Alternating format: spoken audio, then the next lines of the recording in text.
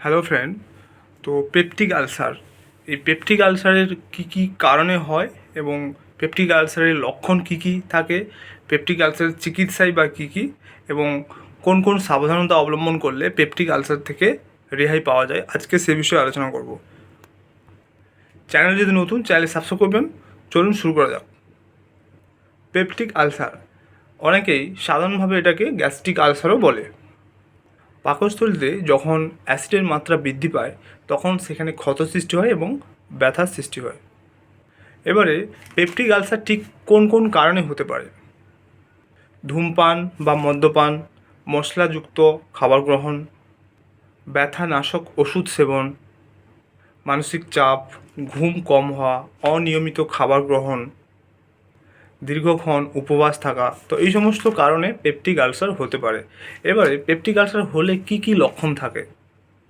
তো peptic ulcer হলে যে সমস্ত লক্ষণ দেখা যায় তাদের মধ্যে অন্যতম হচ্ছে অম্বল, পেট ফাঁপা, বমি বমি ভাব বা বমি, রক্ত বমি, ওজন কমে যাওয়া, খাওয়ার সঙ্গে সঙ্গে পেটে প্রচণ্ড ব্যথা, কালো পায়খানা, উপরের পেটে ব্যথা।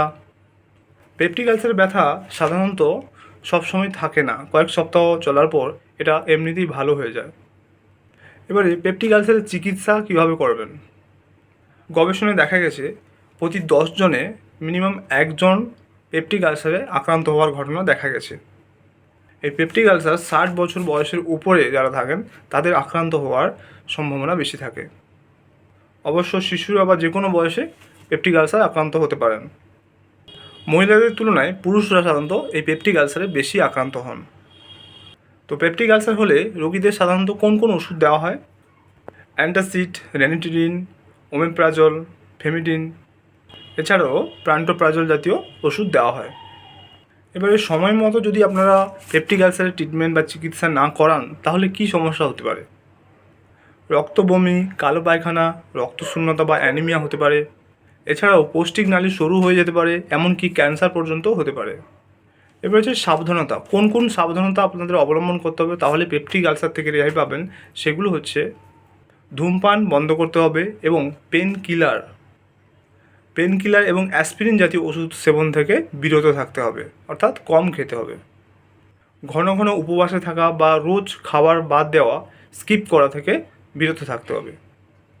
নিয়মিত খাবার গ্রহণ করতে হবে। তো এগুলো হচ্ছে সাবধানতা। এই সমস্ত সাবধানতাগুলি অবলম্বন করলে অবশ্যই পেপটিক আলসার থেকে রেহাই পেতে পারেন।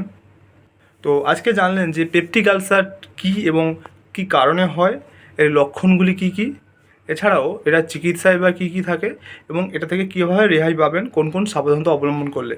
তো আজকের ভিডিও এই পর্যন্ত। চ্যানেল যদি নতুন, চ্যানেলটি সাবস্ক্রাইব করবেন, ভিডিও ভালো থেকে লাইক করবেন। Thank you for watching.